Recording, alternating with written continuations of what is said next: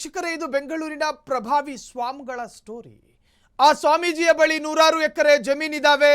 ಆ ಸ್ವಾಮೀಜಿ ಅತಿ ದೊಡ್ಡ ಸಾಮ್ರಾಜ್ಯ.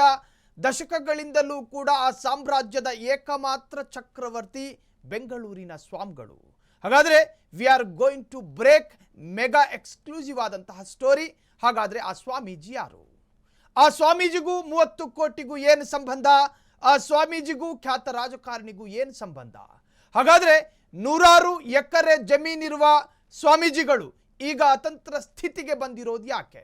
ಸ್ವಾಮೀಜಿಯ complete story we are going to break. ಹಾಗಾದ್ರೆ ಯಾರು ಆ ಸ್ವಾಮೀಜಿ? ಇದು ರಾಜ್ಯ ರಾಜಕಾರಣದ ಬಿಗ್ಗೆಸ್ಟ್ ಡೀಲಿಂಗ್ ಸುದ್ದಿ. 30 ಕೋಟಿ ಕಪ್ಪದ ಬಿಗ್ಗೆಸ್ಟ್ ಸ್ಟೋರಿ ನಿಮ್ಮ ಫ್ರೀಡಮ್ ಟಿವಿಯ ಸ್ಕ್ರೀನ್ ಮೇಲೆ. ಡೀಲ್ ಅಂದ್ರೆ ಅಂತಿಂತ ಡೀಲ್ ಅಲ್ಲ, ಬರೋಬ್ಬರಿ 30 ಕೋಟಿ ಡೀಲು. ಈ 30 ಕೋಟಿ ಡೀಲ್ ಕೇಳಿದ ಕುಳ ಯಾರು ಗೊತ್ತಾ? 30 ಕೋಟಿ ಡಿಮ್ಯಾಂಡ್ ಕೇಳಿ ಸುಸ್ತಾದ ಸ್ವಾಮೀಜಿ ಯಾರು ಗೊತ್ತಾ? ರಾಜಕಾರಣದ ಬಿಗ್ ಪ್ಲೇಯರ್ಗಳು ಹೇಳಿದ ಬಿಗ್ಗೆಸ್ಟ್ ಡೀಲಿಂಗ್ ನ್ಯೂಸ್. ಇದು ಪ್ರಭಾವಿಗಳಿಬ್ಬರ ಲ್ಯಾಂಡ್ ಡೀಲಿಂಗಿನ ಇನ್ಸೈಡ್ ಸ್ಟೋರಿ. ನಿಮ್ಮ ಫ್ರೀಡಮ್ ಟಿವಿಯಲ್ಲಿ ಮಾಸ್ಟರ್ ಬ್ಲಾಸ್ಟರ್ ಎಕ್ಸ್ಕ್ಲೂಸಿವ್ ಸ್ಟೋರಿ. ಆಡಳಿತದ ಅಂದರ್ ಕಿ ಬಾತ್ ನಿಮ್ಮ ಫ್ರೀಡಮ್ ಟಿವಿಯಲ್ಲಿ ಮಾತ್ರ, ಈ ಸ್ಕ್ರೀನ್ ಮೇಲೆ ಮಾತ್ರ ನೋಡಲಿದ್ದೀರಿ.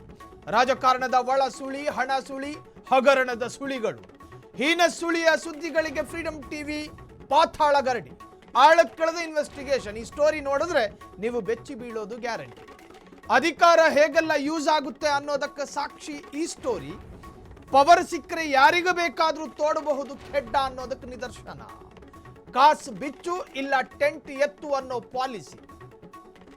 ಕಾಸು ಕೊಡು ಇಲ್ಲ ಊರು ಬಿಡು ಅನ್ನೋ ಧಮಕಿ. ಎಲ್ಲವೂ ಕಾಸಿನ ಹಿಂದೆ.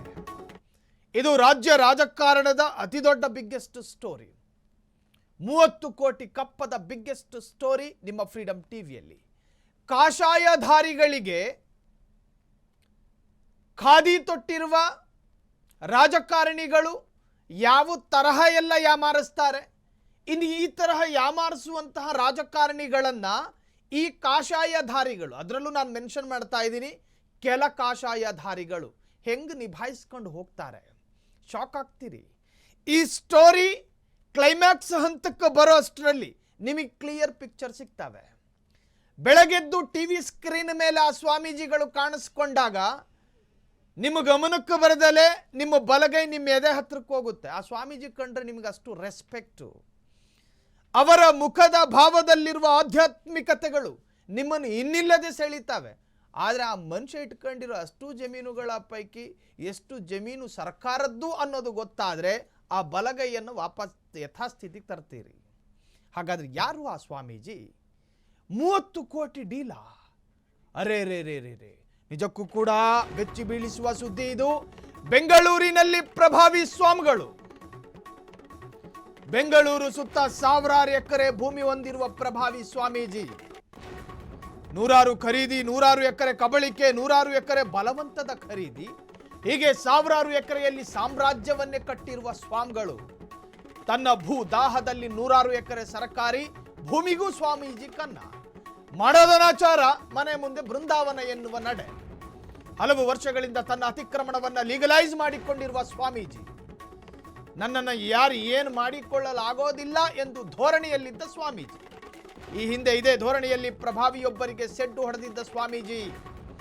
ಸ್ಥಳೀಯ ಜನರ ಮೇಲೂ ಇದೇ ರೀತಿ ದಬ್ಬಾಳಿಕೆ ಮಾಡಿದ್ದ ಸ್ವಾಮಿಗಳು. ಈಗ ಪ್ರಭಾವಿ ಮತ್ತು ಜನರ ಸರದಿ ಶುರುವಾಯಿತು. ಸ್ವಾಮೀಜಿಗೆ ಗಂಡಾಂತರ ಶುರುವಾಗಿದ್ದು ಹೇಗೆ ಗೊತ್ತಾ? ರಣರೋಚಕ. ಈ ಸ್ವಾಮೀಜಿಯ ಕತೆ ಒಂದೆರಡಲ್ಲ. ಬೆಂಗಳೂರಿನ ಅತಿ ದೊಡ್ಡ ಪ್ರಭಾವಿ ಸ್ವಾಮೀಜಿ. ನೂರಾರು ಎಕರೆ ಬಲವಂತದ ಖರೀದಿ ನಡೆದಿದೆ ಈ ಸ್ವಾಮೀಜಿಯಿಂದ ಅನ್ನೋ ವಿಚಾರ ಇದೆ. ಬಲವಂತದ ಖರೀದಿ. ಮಠ ಮಾನ್ಯಗಳ ರೂವಾರಿ ಆಗಬೇಕಾಗಿರುವವರು, ಮನುಷ್ಯ ಮಕ್ಕಳ ಮನಸ್ಸುಗಳಿಗೆ ಮಾನವೀಯ ಸಾಲುಗಳನ್ನು ತುಂಬಬೇಕಾಗಿರುವವರು ಲ್ಯಾಂಡಿನ ಹಿಂದೆ ಹೋದರೆ ಹೆಂಗ್ರಯ್ಯ? ಲ್ಯಾಂಡಿನ ಹಿಂದೆ ಹೋದರೆ ಹೆಂಗೆ? ಮುಖದ ಮೇಲಿರುವ ನಿಮ್ಮ ಗಡ್ಡದ ರೋಮಗಳು ನೋಡುವ ಜನರ ಮನಸ್ಸಿಗೆ ಆಧ್ಯಾತ್ಮಿಕ ಚಿಂತನೆಗಳನ್ನು ಮೂಡಿಸ್ಬೇಕೇ ಹೊರತಾಗಿ ಈ ಯಪ್ಪನ ಜೊತೆ ಇಷ್ಟು ಜಮೀನಿದಾವ ಅಂತೇಳಿ ಆಶ್ಚರ್ಯ ಪಡಬಾರ್ದು. ಲ್ಯಾಂಡ್ ಹಿಂದೆ ಯಾಕೆ ಹೋಗ್ತೀರಿ ಸ್ವಾಮೀಜಿ ಅಂತ ಅನೇಕರು ಕೇಳಿದಾರಂತೆ. ಅದಕ್ಕೆ ಕಡ್ಡಿ ಮುರಿದ ಉತ್ತರ ಕೊಡುತ್ತಂತ ಅವಯ್ಯ. ಈಗ ನಾವು ಬ್ರೇಕ್ ಮಾಡ್ತಾ ಇದ್ದೀವಿ ಈ ಸ್ವಾಮೀಜಿಯ ಸುತ್ತ ಇರುವ ಅತಿ ಸುದೀರ್ಘವಾದ ಲ್ಯಾಂಡು. ಸೆಡ್ಡು ಹೊಡೆದಿದ್ದ ಸ್ವಾಮೀಜಿಗೆ ಪಾಠ ಕಲಿಸೋದಕ್ಕೆ ಮುಂದಾದ ಪ್ರಭಾವಿ ನಾಯಕ. ಸ್ವಾಮೀಜಿಯ ಭೂ ಹಗರಣಗಳಿಗೆ ಈಗ ಪ್ರಭಾವಿಯಿಂದ ಪಾತಾಳ ಗರಡಿ. ಸ್ವಾಮೀಜಿಯ ವಿರುದ್ಧ ಇದ್ದ ಕೇಸುಗಳಿಗೆ ಮರುಜೀವ. ಕಬಳಿಸಿರುವ ಬಿಡಲೇಬೇಕೆಂದು ಪ್ರಭಾವಿ ನಾಯಕನ ಪಟ್ಟು. ಸರ್ಕಾರದ ಜಮೀನನ್ನ ಬಿಡು, ಇಲ್ಲ ರಾಜಿ ಸಂಧಾನಕ್ಕೆ ಬಾ. ಪ್ರಭಾವಿ ಸ್ವಾಮೀಜಿಗೆ ಪ್ರಭಾವಿ ನಾಯಕನ ಬಿಗ್ಗೆಸ್ಟ್ ಆಫರ್ ಇದು. ಧೂಳು ಒಡೆದು ಕೂತಿತ್ತಲ್ಲ ಹಳೆ ಕೇಸ್ಗಳು, ಅದನ್ನ ಧೂಳು ಕೊಡು ಕಂಡ ಆ ಫೈಲ್ನ ತೆಗೆದಿಟ್ಟವನೆ ರಾಜಕಾರಣಿ. ಒಂದೋ ರಾಜಿ ಸಂಧಾನಕ್ಕೆ ಬಾ, ಇಲ್ದಿದ್ರೆ ಮಾಡೋ ತರಹದ್ದನ್ನ ಮಾಡಿ ತೋರಿಸ್ತೀವಿ ಅನ್ನೋ ಧಮಕಿ. ಅದಕ್ಕೆ ಸ್ವಾಮೀಜಿ ಕೊಡುಕೊಂಡು ಹೋಗ್ತಾರೋ ಅಥವಾ ಮಂಕ್ ಮಾಡ್ಕೊಂಡು ಸಂಧಾನಕ್ಕೆ ಬರ್ತಾರೋ ಗೊತ್ತಿಲ್ಲ. ಸೊ ಪ್ರಭಾವಿ ಸ್ವಾಮೀಜಿ ವರ್ಸಸ್ ರಾಜಕಾರಣಿ. ರಾಜಿ ಸಂಧಾನಕ್ಕೆ ಬರೋಬ್ಬರಿ 30 ಕೋಟಿ ಡಿಮ್ಯಾಂಡ್ ಅಂತೆ, ಒಂದೆರಡಲ್ಲ 30 ಕೋಟಿ ಮಡಗಿ ರಾಜಿಯಾಗು ಅಂದ್ರು ಪ್ರಭಾವಿ ಲೀಡರು. ಇಲ್ಲದಿದ್ರೆ ಸರ್ಕಾರದ ಆಸ್ತಿ ವಾಪಸ್ ಕೊಡು, ತಕೊಂಡಿದೀಯಲ್ಲ ಸ್ಥಳೀಯರಿಗೆ ಕೊಡಬೇಕಾದ ಬಾಕಿ ಕ್ಲಿಯರ್ ಮಾಡು, ನಿನ್ನನ್ನ ಹೇಗೆ ಬಗ್ಗಿಸಬೇಕು ಎಂಬುದು ನನಗೆ ಗೊತ್ತಿದೆ. ಹೀಗೆ ಸ್ವಾಮೀಜಿಯನ್ನ ಇಕ್ಕಟ್ಟಿಗೆ ಸಿಕ್ಕಿಸಿರುವ ಪ್ರಭಾವಿ. ಅರೆ ರೇ ರೇ ರೇ, ಈ ಸ್ವಾಮೀಜಿಗಳು ಇಟ್ಟುಕೊಂಡಿರುವ ಅಷ್ಟು ಆಸ್ತಿಗಳ ಪೈಕಿ ಸರ್ಕಾರಿ ಲ್ಯಾಂಡ್ಗಳಿದಾವಂತೆ. ಈ ಲ್ಯಾಂಡ್ಗಳಿದ್ರೂ ಕೂಡ ರಾಜಾರೋಷವಾಗಿ ಹೆಂಗೆ ಸ್ವಾಮೀಜಿಗಳು ವ್ಯವಹಾರ ಮಾಡ್ತಿದ್ದಾರೆ ಅನ್ನೋ ಯೋಚನೆ ನಿಮ್ದಾಗಿರಬಹುದು. ಕೆಲವರು ಅತಿ ಬುದ್ಧಿವಂತರು ಮಾಡ್ತಾರೆ ಜೀವನಾನ. ಅವರು ಎಲ್ಲವನ್ನು ಲೀಗಲೈಸ್ ಮಾಡಿದವರಂತೆ ತೋರಿಸ್ತಾರೆ. ಆದರೆ ಈ ರಾಜಕಾರಣಿ ಹಿಂದೆ ಬಿದ್ದವರು. ಈಗ ಪ್ರಭಾವಿ ಗುರೂಜಿ ಮತ್ತು ಪ್ರಭಾವಿ ಲೀಡರ್ ಮಧ್ಯೆ ಲ್ಯಾಂಡ್ ಡೀಲಿಂಗ್ ಮೆಗಾ ಫೈಟ್. ಕೊಡೋದಕ್ಕಾಗೋದಿಲ್ಲ, ಏನು ಮಾಡ್ಕೋತೀರಾ ಮಾಡ್ಕೊಳ್ಳಿ ಅಂದ್ರು ಶ್ರೀಗಳು. ನಾನು ಅನ್ಕೊಂಡಿದ್ದೆ, ಈ ಮನುಷ್ಯ ಅನ್ಕೊಂಡೈತೆ. ರೊಚ್ಚಿಗೆದ್ದು ಕೇಂದ್ರ ಸರ್ಕಾರದ ಬಾಗಿಲು ಬಡಿದ ಪ್ರಭಾವಿ ಶ್ರೀ. ನ್ಯಾಷನಲ್ ಇಂಟರ್ನ್ಯಾಷನಲ್ ಕಾಂಟ್ಯಾಕ್ಟ್ ಇರುವ ಸ್ವಾಮೀಜಿ. ಈ ಹಿಂದೆಯೂ ಸ್ವಾಮೀಜಿಯನ್ನ ಬೆದರಿಸಿದ್ದ ಹಲವು ಜನ ಕ್ಯಾರೆ ಮಾಡ್ತಿರ್ಲಿಲ್ಲ ಈ ಮನುಷ್ಯ. ಹಲವರನ್ನ ಮ್ಯಾನೇಜ್ ಮಾಡಿ ಈಗಾಗಲೇ ಪಳಗಿರುವ ಸ್ವಾಮೀಜಿ, ಪಳಗಿದ ಸ್ವಾಮಿಗಳು ಯಾವ ಕಾರಣಕ್ಕೂ ರಾಜಿ ಕಬೂಲಿಗೆ ಒಪ್ಪೋದಿಲ್ಲ ಎಂದಿರುವ ಶ್ರೀಗಳು. ಯಾವ ಹಂತಕ್ಕೂ ಹೋಗುತ್ತೆ ಸ್ವಾಮೀಜಿ ಮತ್ತು ಪ್ರಭಾವಿಯ ಜಗಳ. ಇಬ್ಬರ ಮಧ್ಯೆ ರಾಜಿ ಸಂಧಾನಕ್ಕೂ ಹಲವರ ಪ್ರಯತ್ನಗಳಾಗ್ತಾ ಇದೆ. ಅಮಿಕೇಬಲ್ ಸೆಟ್ಲ್ಮೆಂಟ್ಗೆ ಮೀಡಿಯೇಟರ್ಗಳ ಪ್ರಯತ್ನಗಳು ಆಗ್ತಾ ಇದೆ. ಈ ಮಧ್ಯೆ ದಲ್ಲಾಳಿಗಳು ಕೂಡ ಎಂಟ್ರಿ ಕೊಟ್ಟವ್ರೆ. ಹಮ್ ಕರೆಂಗೆ ಅಂತ ಒಬ್ಬ, ನಾನು ಮಾಡ್ಕೊಡ್ತೀನಿ ಅಂತೇಳಿ ಇನ್ನೊಬ್ಬ, ಸೊ ನಾನು ಟ್ರೈ ಮಾಡ್ತೀನಿ ಅಂತ ಹೇಳಿ ಮತ್ತೊಬ್ಬ. ಈ ವಯ್ಯನಿಗೆ ಅದು ಯಾವುದೂ ಲೆಕ್ಕಕ್ಕಿಲ್ಲ. ಈವರೆಗೂ ನಾನು ಕೊಡವಿದ ಕೇಶಗಳ ಪೈಕಿ ಇದು ಒಂದು ಕೇಶ ಅನ್ನುತ್ತೆ. ಈಗ ರಾಜಕಾರಣಿ, ನೀವು ಮಾಡಿಕೊಂಡು ಬಂದ ಇಷ್ಟು ಅಧ್ವಾನಗಳನ್ನು ತಾಳಿಕೊಂಡು ಕೂತ ನಮಗೆ, ಸಹಿಸಿಕೊಂಡು ಕೂತ ನಮಗೆ ಇನ್ನು ಸಹಿಸ್ಕೊಳ್ಳಕ್ಕಾಗೋದಿಲ್ಲ.